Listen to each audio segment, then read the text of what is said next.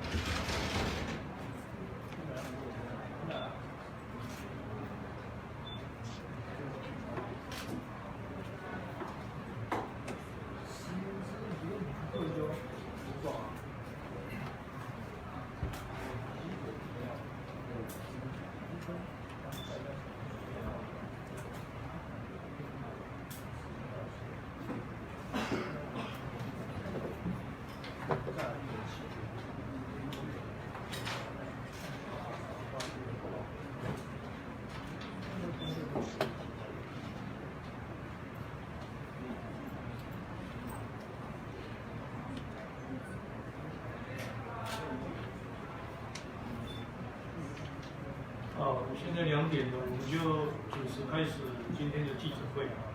啊！各位媒体的朋友，还有我们与会的各位贵宾，大家午安！我是陈永信医师哈。我们今天这个记者会，是第1届良心的呼吁，希望台湾社会能够支持赖清德医师参选2020的总统。我们是来自台湾各地嘛，每一位医师服务的机构都不同，区域也不同，可以说是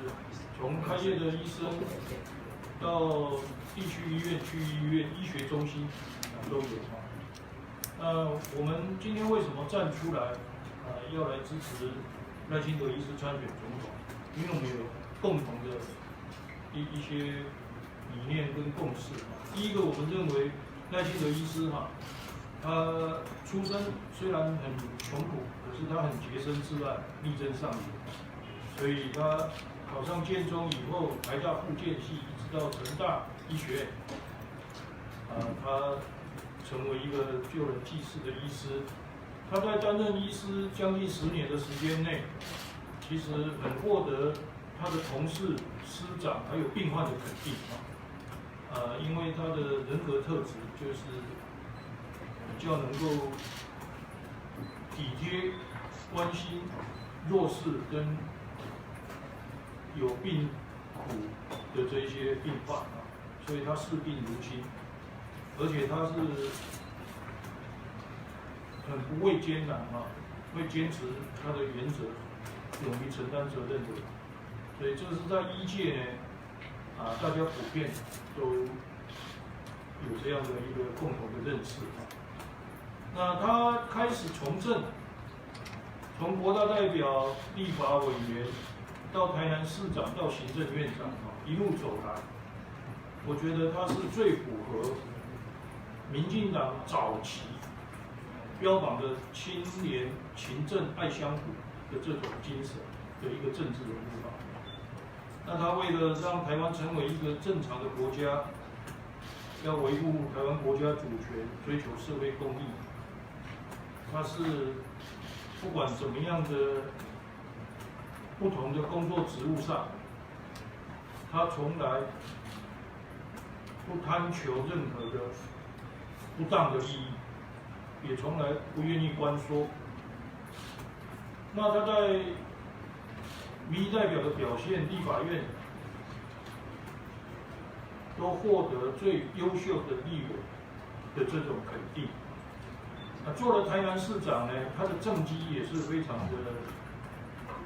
杰出。我想他在台南市连任的选举是获得全台湾最高70%几的选票的市民肯定，而且是没有设竞选总部。没有插旗帜，没有做任何的大型造势活动，那节省下来的竞选经费，还拿去帮助弱势团体，那这个都是大家已经很熟知，他在从政的经历让大家期许他将来可以成为国家的领导人的一个必经的历练。第三个是赖清德为什么这一次会参选总统？他已经再三强调，是因为看到2018这个地方9合1选举，民进党大败以后，整个台湾社会出现一个很焦虑跟失望的一个氛围特别是在统派的媒体造神韩流的旋风刮起来以后连9·2共识、1国2制这样的呼声都高涨。当他为了立委补选深入基层，去保住民进党的最后一口气，免除民进党的崩盘的过程中很多基层的民众，甚至他的师长、同学、过去的病患，都再三的期许他说，应该要出来承担这个责任，要不然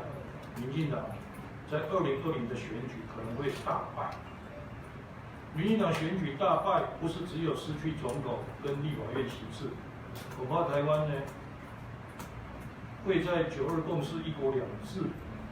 的国民党候选人主张签订两岸和平协议这样的危机中台湾会沉沦。所以他决定了要力挽狂澜、承担责任以后，其实他的行动带给很多关心台湾本土政治、关心台湾民主前途跟国家主权的选民很大的一个激励，跟重新燃起一个希望。第四个，自从他参选登记之后，投入民进党的初选，他是完全按照党内公布的民主机制他保持君子之争的风度。很可惜，我想全台湾社会都看到，民进党的中央的量身定做游戏规则，这个初选已经变成一个不对等的竞争。我们看到有一方是动用国家党政资源，倾全力要企图劝退赖清德医师。可是我们也看到赖清德医师呢，他坚持到底的决心，跟遵守民主风范，愿意说如果初选他没有过的话，他都愿意支持他的竞争对手。可是我们到现在没有看到他的竞争对手愿意做这样的承诺，甚至我们看到民进党连初选是不是愿意办，都还让我们看不出他们坚持这个民主机制的决心。所以我们明明知道说这是一场不公平的竞争，但是我们觉得在这样不对等的竞争之下，我们更应该给赖清德医师一点点温暖，让台湾社会里头默默在关心的人啊，可以让他感受到说，这个社会还是有很多人要追求公义、追求公平。所以呢，我们是在4月30号下午2点46分，我们发出了一个联署的呼吁，就是希望台湾社会跟医界愿意支持赖清德的朋友来联署，给他打打气、加加油。那从30号下午2点46分，我们在这个地方第一张的联署单就有开始进来的所有的联署的时间，跟每一个人他们的姓名、他们的服务单位、职称，还有他们的电话、他们的信箱一直到最后一张是我们今天早上10点20分作为一个暂时的截止的统计，因为我们要准备资料，中午要到这里布置会场，所以我们只能切到10点20分但是我们联署现在还在进行中还在进行中。那到了10点20分，其实我们还没有到3天的时间呢，我们已经得到1101份的这个联署单。那其中医界人士呢288个，社会各界人士有813个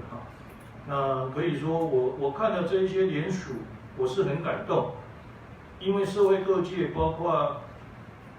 学术界，像贺德芬教授、郑清仁教授，很多知名的教授都联署，也有很多的律师、建筑师，各行各业企业界啦公司的负责人甚至于农民劳工都有人联署，家庭主妇也有。那医界的话更不用讲，几乎是全台湾所有的大大小小的医院诊所都有人联署那这个东西是完全自发性我们到现在也没有任何一个组织或者团体能够去做任何的动员，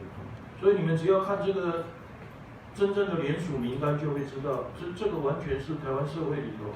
默默的关心、支持的一个力量。那我相信说，台湾人民有很多内心都还是充满这个理想跟原则，而且不信公义换不回他们会觉得说，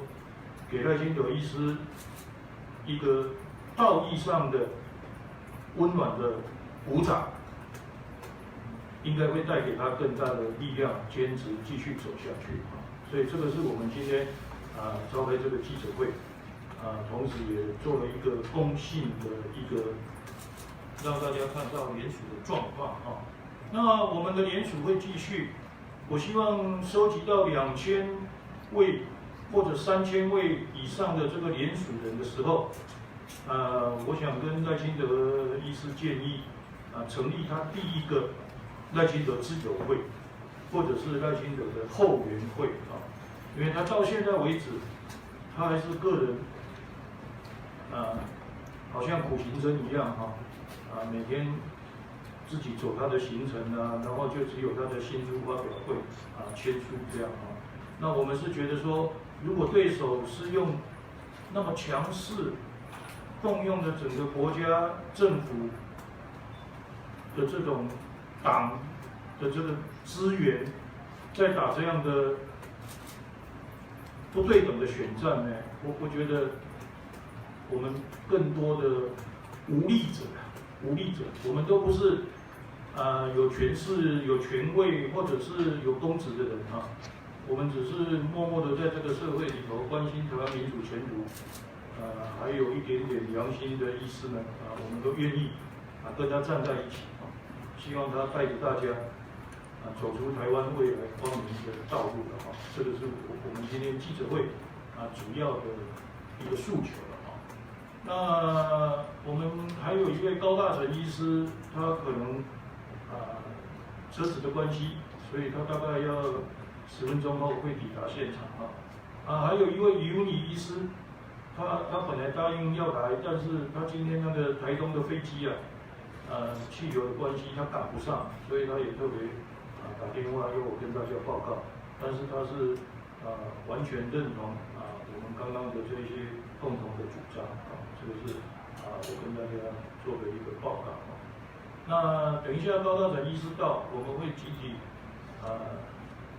为赖清德呼口号让大家拍个照那现在还有一点点时间，我就想看我们在座的几位来宾有没有要补充我刚刚跟大家报告的这个记者会的主要的这个结果跟诉求陈教授，陈教授是那个长庚纪念医院荣誉副院长陈顺胜医师。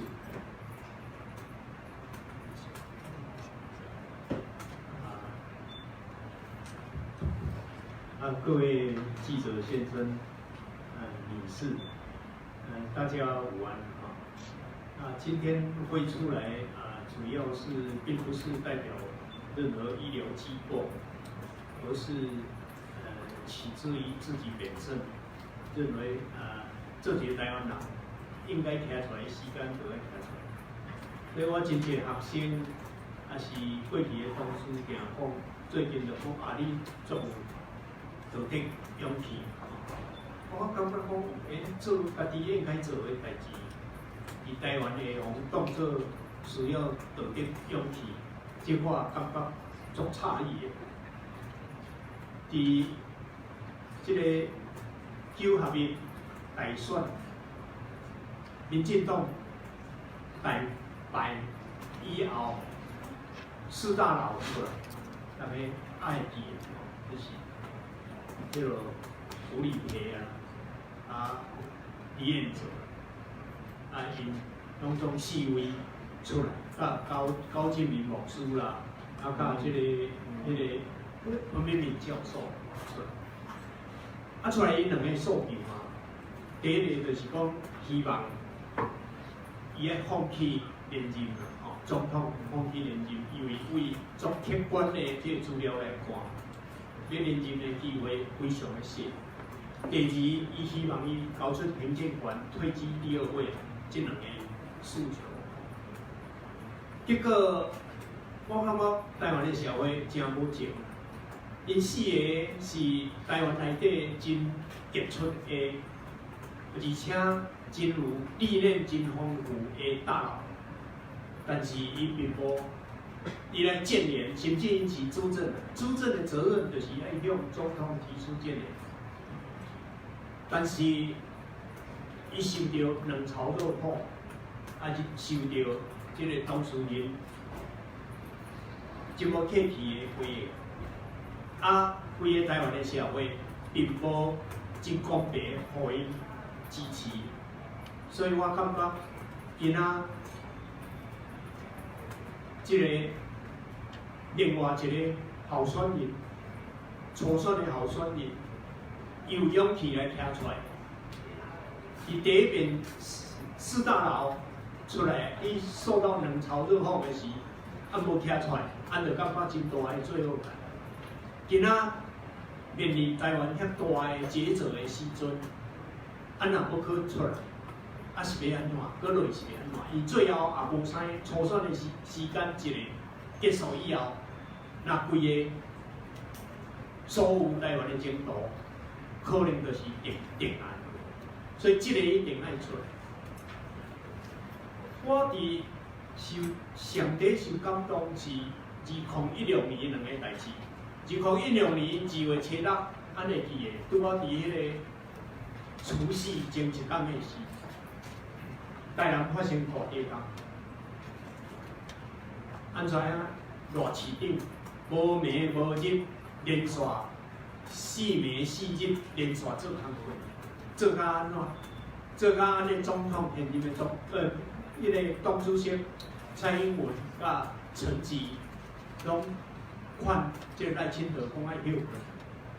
连当时迄阵的马英九总统，伊公开讲他非常的不舍。因为即个八天闽人的即个心吼，是做一个领导者上基本的身份啦。你若为领导者内底看袂出你八天闽人的心，同医生做一个医生对患者，你看八天闽人的基本的要求，你真歹做一个真成功的领导者。啊，为迄阵开始，我就注意到。即个赖清德，互人感动的一面，所以，佮另外有一寡代志，比如讲阿扁的迄阵，原伫家校内底，我是多方面找所有有可能会当帮助的资源。迄当时我向赖清德市长提出要求，讲我要建议，我要说明，看伊遐有啥资源会当帮忙的。伊咧拢总了1点钟的时间，互我真好的建议啦。啊，当然最后是成功，变来当保外就医一定较进来。所以我感觉，伊不但会当有即个八天闽人的心，而且伊会足公正，而且会当提出真正有帮忙的即个建议甲方案出来。我想我莫阁讲落，因为这个声明内底是阮甲陈永新医师跟黄文龙医师共同起草啦吼，所以阮作地基本的想法大概拢写伫内底啊，我莫阁讲。我最后来讲一个代志，就是我希望民进党的初选内底，看我若无用任何医疗机构的代表，我也无用医师公会我本身的职称来支持这个赖清德医师来选这个总统。我会希望一个政党的初选的候选人，初选的候选人哦，这民总统的大选哦，唔好动用任何的公器啦吼，比如讲卫福部啦，还是讲医师公会全联会啦。唔通介入这款初选政党的初选内底，特别去动用任何的这个资源，那安尼是对某一个候选人是做无公平。当然有机会当着赖清德医师，我来建议讲，赖医师你当会当将初选当作大选，你就开始落啊，因为初选。一直签到民进党签到足后壁，你要准备大选的是已经无时间啦。但是讲一句话，我真感动。伊讲伊袂使安尼做，甚至伊也无多人主动家己去成立赖清德主友会，因为伊爱履行伊家己的承诺，他不动用任何的资源来进行一个政党的初选。即摆有诶是拢。按民间扛今仔安尼，由民间自动自发来支援伊的，甲伊完全无直接的关系啊！阮希望就是讲，对方伫政党的初选内底，也唔好动用任何公家还是公器的资源，这是我最后的希望甲这个建议啦以上。不是啊。高医师，咱请起来，我来，请你起来吼。高大成医师吼，伊真辛苦啦，调工对台上挂起来吼。哦，谢谢。我们也有一位来宾，他有准备那个书面的啊，是高医大的刘校长啊，他有写一个书面，所以就请大家在后面我们都可以拿到哈。我想迄个高大成医师吼，伊是台中真出名的法医嘛。我有看到讲赖清德去台中签书会的时候，他有陪着赖清德医师哈，所以他也是给他送温暖的一个啦哈。而且高医师无你讲几句啊，好。开始，我较讲，陈医生甲各位先拜吼，各位一家先拜吼。我是因为最主要是医生我捌你15年吼，这人真正是老实，搁肯做事，伊拢为台湾，这点我就感觉为台湾，我就足欢喜起来讲。不管安怎。但敢若讲医生的特质就是真正是故意吼。我甲伊评我佫比做歹，因为人医师我真正收我有好势讲。我捌你15年啊，我咧做医师科理事长的时候，我甲伊熟识。伊迄当年过节吼，一定送我一项物，但足简单，伊拢送一罐豆油，还是送一个文旦油啊，吼。伊袂讲哦，送足济哦嘛无，但是伊当年会记。敢若为着伊起来选议会的时，阮医师官平平拢医生，所以我有甲无用，10万块、5万块，我唔爱，足少钱啊。可是我甲你拍断，甲中国嚟讲吼，因为刘校长要去参加神经医学会吼，我即摆来呼个口号，替咱先做呼个口号，了咱继续来呼这个那个林友峰医师也请你上来。不要给我讲的电话。因为我们大家都是医界的哈，来，我们来先替赖清德喊一下加油跟这个当选的口号咱来给一个车哈。我想，如果台湾社会每个人有看到赖清德医师的书，都会感动的哈。所以阮连于大家可以加油了哈。我赖清德咱我加油了哈。你有跟我讲了哈，好来。赖清德加油！赖清德加油！赖清德加油！过来动算哈！赖清德动算！赖清德动算！赖清德动算！多谢。那谢谢刘校长去主持会议。咱请那个高医师，你个介绍我去哈，多谢。不要给人家变坏。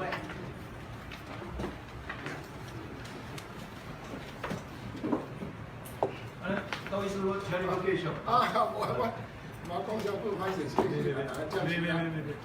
有影伊逐年拢会记吼，所以我讲，这人虽然伊做甲行政院长啥，伊嘛照常安尼做吼。毋是讲咱若毋是什么重要人物，我是一个小主任尔。伊个有法度安尼一个小小的一个焦点而已，他就对你一直记得起来。这个让我是觉得这个人真的是很有诚意的哈。伊个真正记忆嘛真好。上重要就是讲伊真正是，你看伊足谦虚的，你看伊咧做台咧讲话吼，你咱伫车顶嘛去讲，会开始你看，迄个油灯有时爱咧看，讲迄人我来做，可能是还佫会看，虽然时间过遐久啊，我佫有可能会看一下。伊讲哎呀，你袂歹哦，咱使来处理看卖下咧，我卖食等一下，这较无聊，你较重要吼，我这小主啊，这小爱店免讲甲你啦吼。这真多谢，今仔大家当来吃，听阮这医生来哦，大家拢其实医生拢足鼓意吼。我感觉我做医生嘛做30-40年啦，因为我今年嘛70嘛，我甲陈医师是同年的吼。但是我感觉医生现在足鼓意，较早我咧处理要求咯，这医生起来拢鼓意啦。有时候他不敢表达自己的意见，其实伊是足认真，伊嘛我甲问讲，伊嘛知影出来一定去互骂啊。我咧，我出来问连领导，是安尼出来要创啊？但伊发觉讲，伊就袂调啊。伊原本那个民调拢永远第尾名，是要甲选啥？这个代志若佫继续落去，答案就爱再进来呢。所以才发现伊的责任出来，伊才出来选，这是我的感觉。我甲伊做伙，也是爱感觉，这个歹势吼，讲了对不起的时候再打个报案，谢谢。好，谢谢。那我接下来请那个张业生医师啊讲几句话啊。好，谢谢。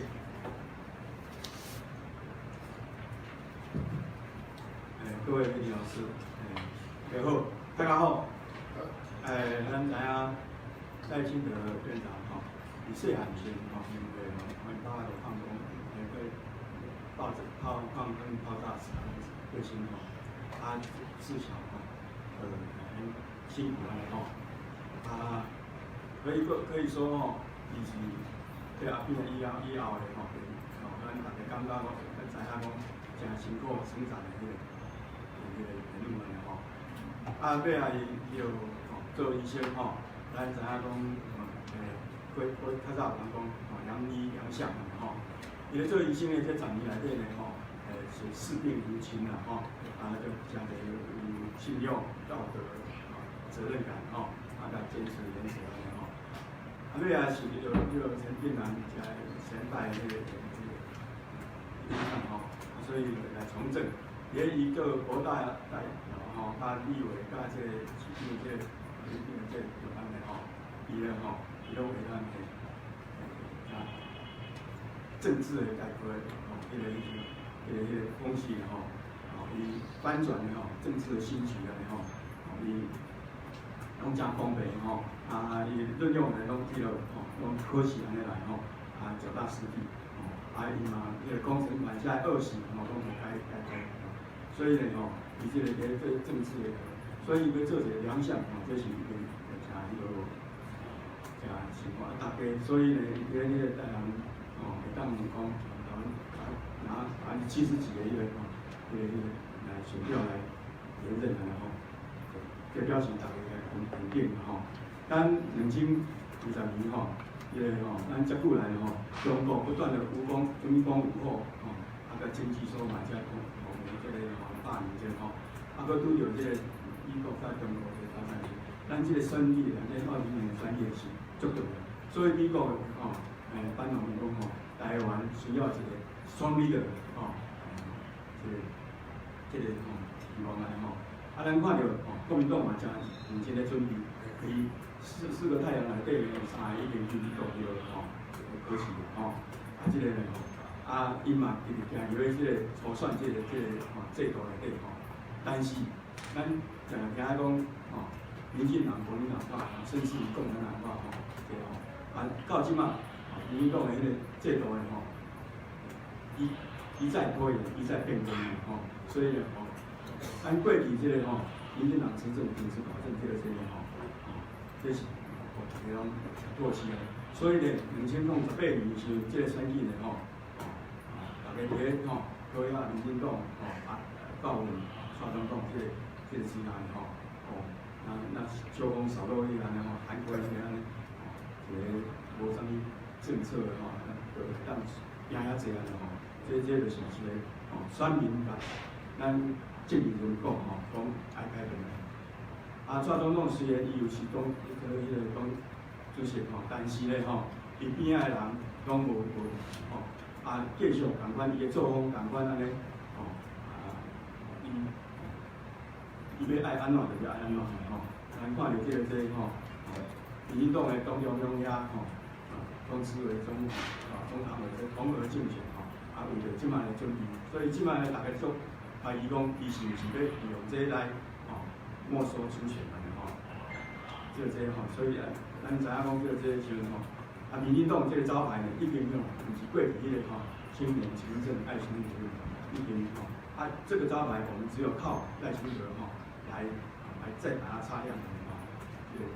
所以咱今仔日吼，咱这个人吼，咱打出来的吼，希望这个吼。看赖清德这样一路孤单安尼，家己咧行行吼，我们希望说，我们社会大家用公平公正的眼光来，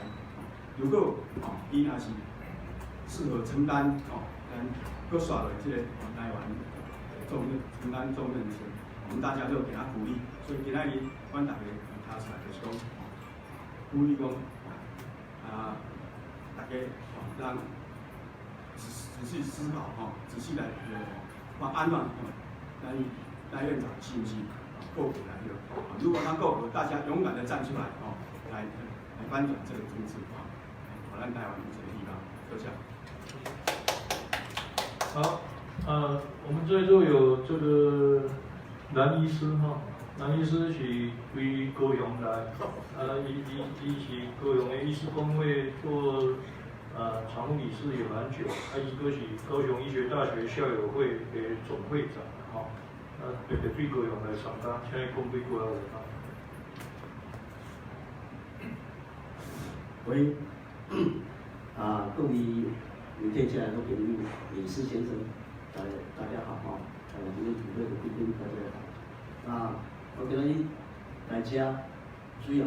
我是要来支持咱大院长那大院长即届出来动机，谈的理由，咱拄啊，永新学长，一寡遮的前辈已经来说明过。那伊今仔日出来，伊有够格无？咱大家来看嘛。伊当然嘛都有够格。做一个政客容易做一个政治家就不容易。一个政治家，伊前一届伊来参切，伊台湾做的，伊有咧讲言语我第一，伊政治家第一，伊爱有爱心。那大政客伊出身平衡，做平衡爱本身啊医生当然，伊本身就这个爱心的本质那伊的属性呢，安尼看，伊伫台南市长，台南的大队长伊安尼无眠无日，现场安尼伫遐来救灾救难不然每日拢无过就表现伊的无比爱心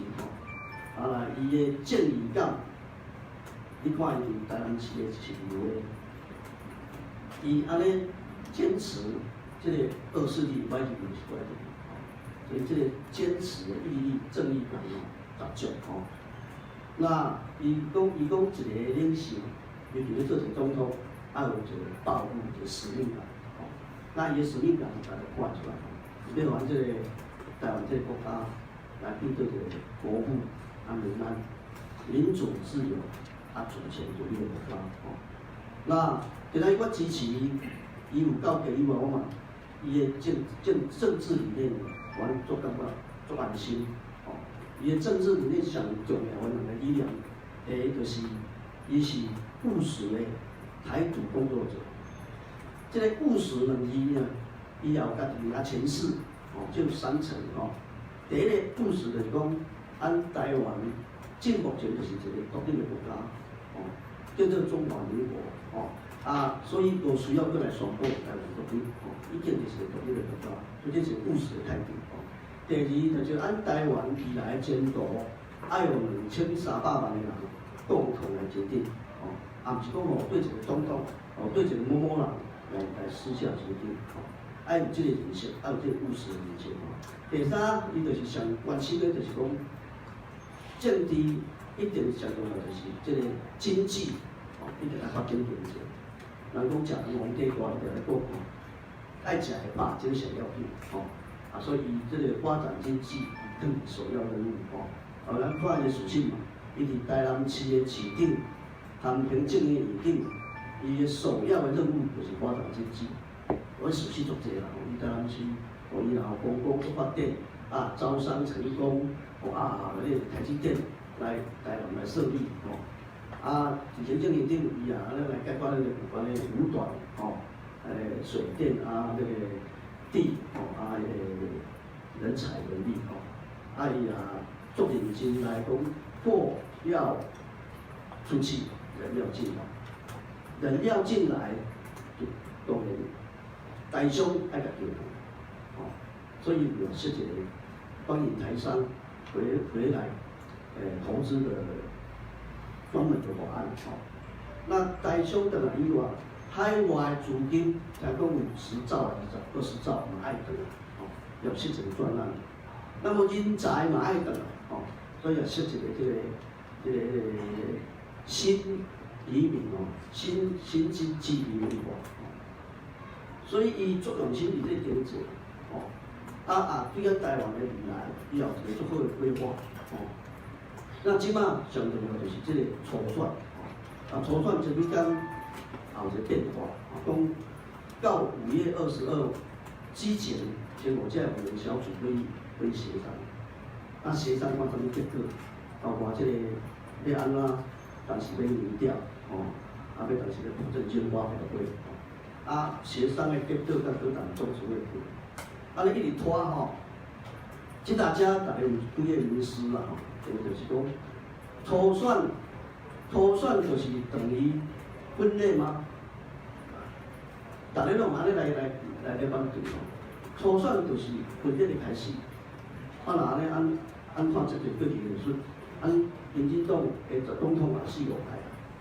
大家拢经过初选，民进党今仔日也执政安尼有分裂事实嘛？这个应该会答案。那么现任的一定优先嘛？现任的优先，这嘛是一个足大迷思啦你现任的当然你即若做做好，你若大家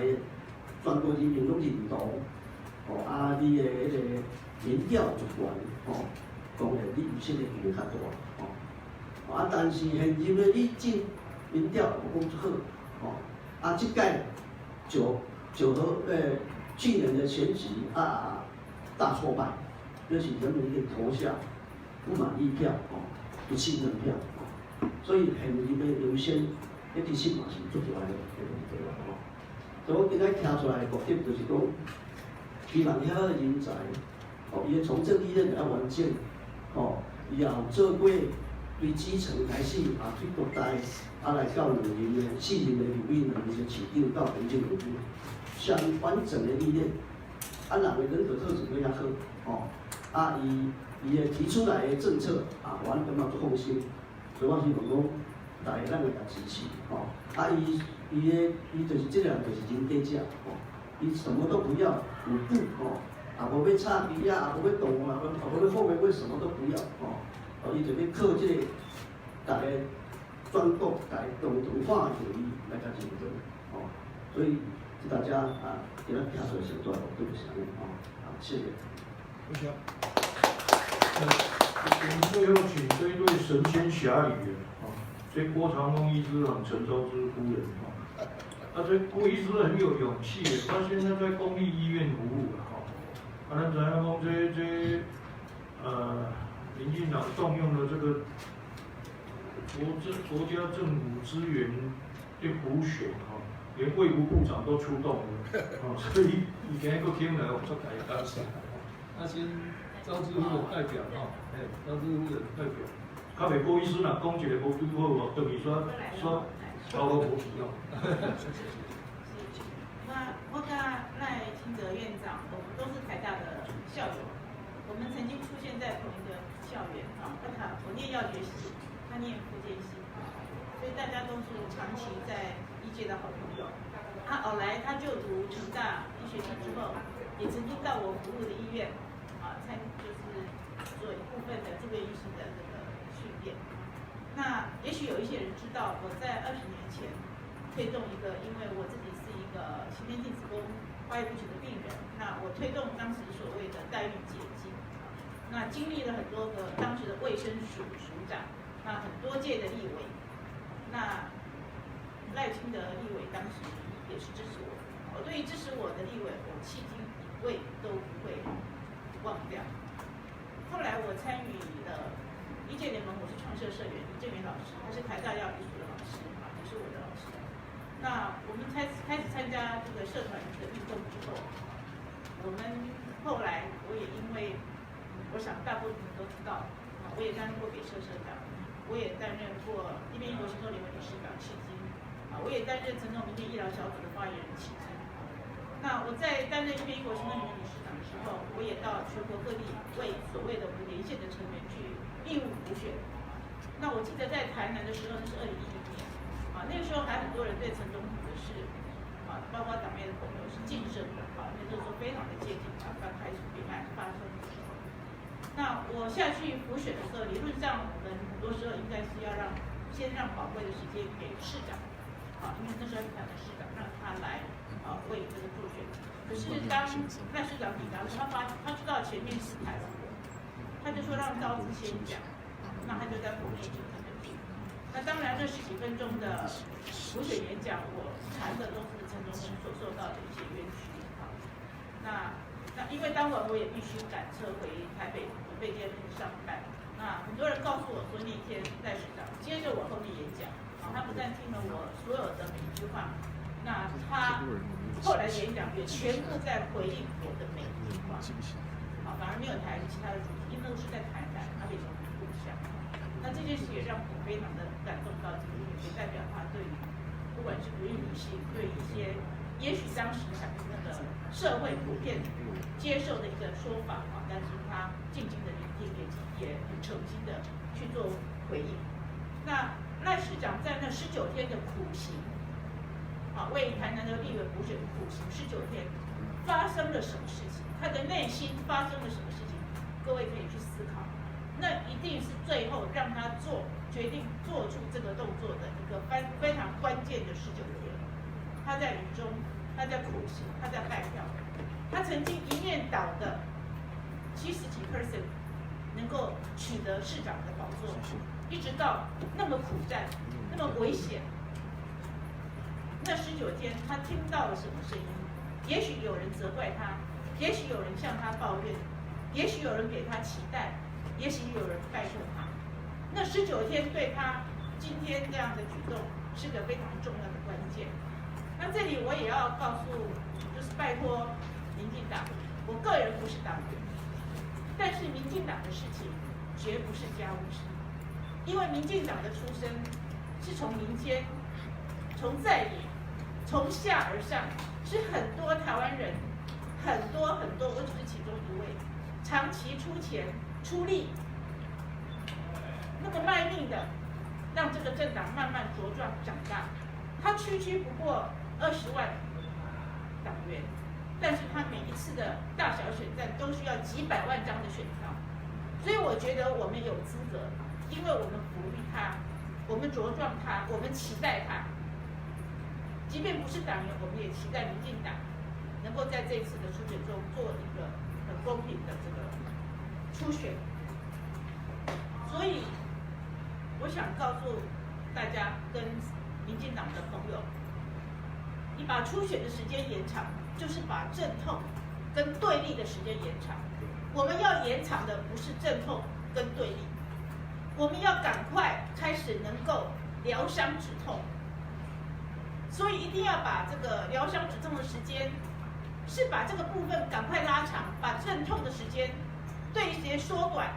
那用什么方法呢？就是要如期来举行初选。只要初选一结束，就如同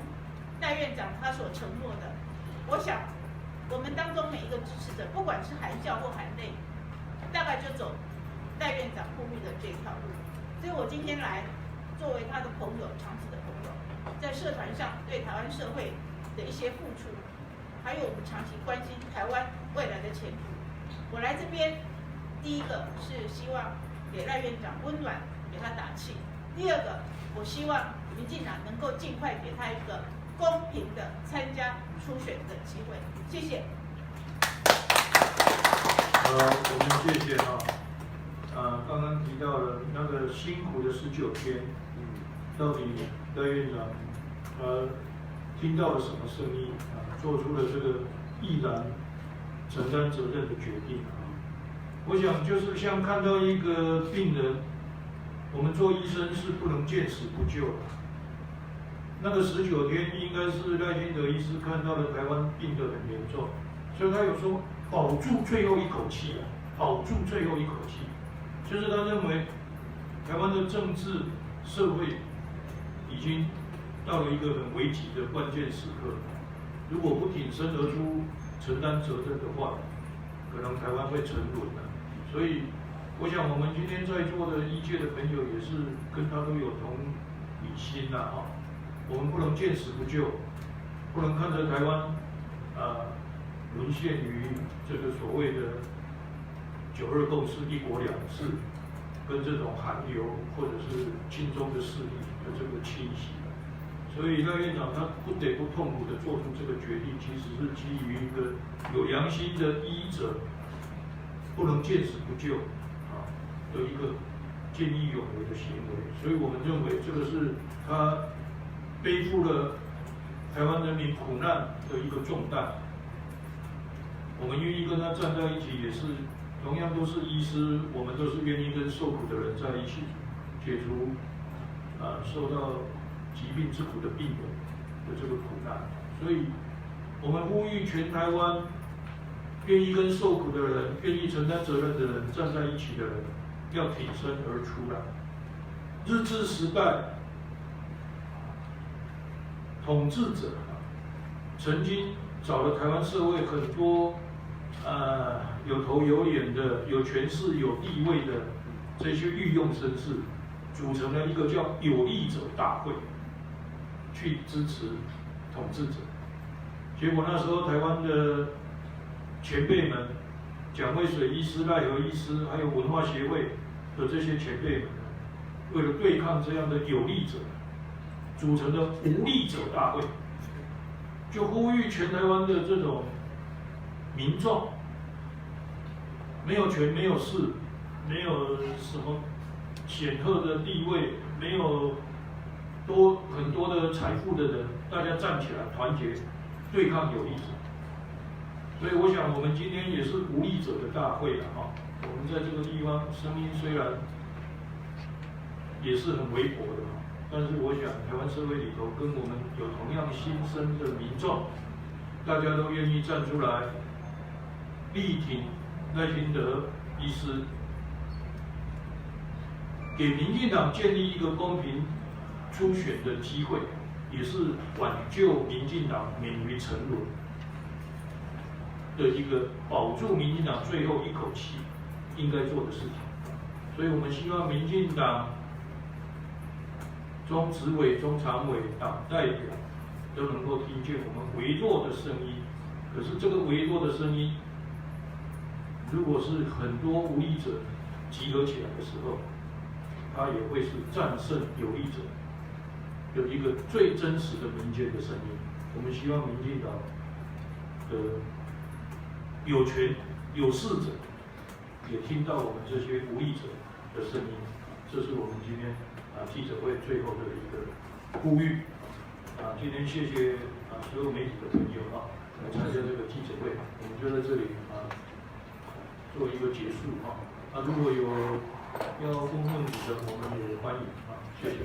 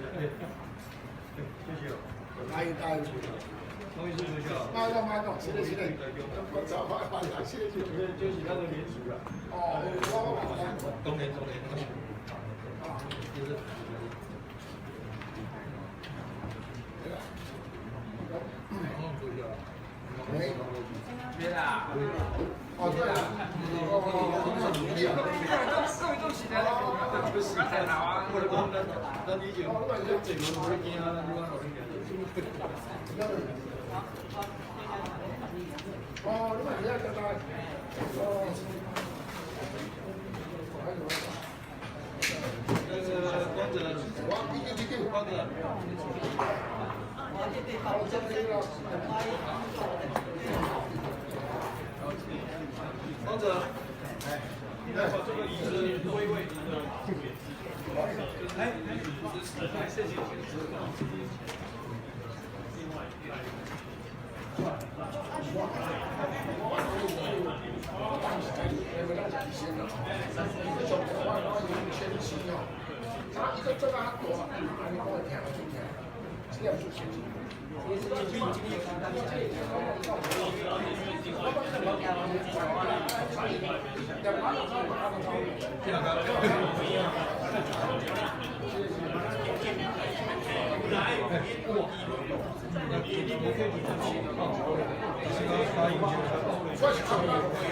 就辛苦了。